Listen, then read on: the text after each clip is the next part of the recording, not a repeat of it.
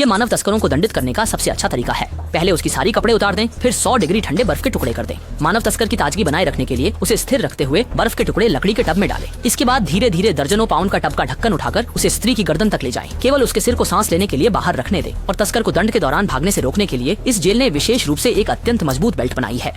बस बर्फ की बाल्टी पर हल्के से बंद कर दो। कैदी चाहे कितनी भी कोशिश करे, वह इस अटल भाग्य से बच नहीं सकता।然而仅仅不到2个月，最有英德的女人便开始感到下身麻木，脖子一下彻底失去了知觉。她表情痛苦，眼泪滴滴答答，अत्यधिक पीड़ा में कठिनाई से कराहें निकल रही थीं। फिर बगल में पहले से ही आए फान युआन की ओर मुड़ी। लंबे समय से यहाँ भिगोने के कारण साथी का शरीर पहले ही अत्यधिक।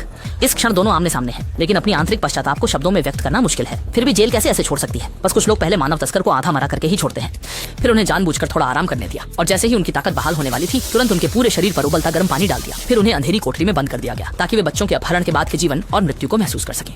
कुछ डर, पहले हफ्ते में खिड़की पूरी तरह खुली रहेगी जिससे वे लालची तस्कर लंबे समय के बाद गर्म धूप का आनंद ले सकें। लेकिन 8वें दिन खिड़की को कसकर बंद कर दिया जाएगा। वे निराशा में घिर जाएंगे और धीरे धीरे सांस लेने की क्षमता खो देंगे। यहाँ तक कि खाने का सामान भी दरवाजे की दरार के एक संकरे छेद से भेजा जाएगा और जो सामग्री दी जाएगी वह इतनी खराब होगी कि मुर्गियों को भी निकलना मुश्किल हो। कुछ समय बाद उन्हें पूरी तरह से भूखा छोड़ दिया जाएगा और दम घोटने वाले वातावरण में रखा जाएगा। अंततः एक एक कदम करते हुए जीवन के अंत की ओर बढ़ते हुए। हालांकि इस मानव तस्कर की किस्मत इतनी अच्छी नहीं थी। महिला को बिना किसी तैयारी के पानी के तालाब में खींच लिया गया। ये केवल साधारण झाग नहीं था, बल्कि एक क्रूर उच्च जोखिम वाला खेल था।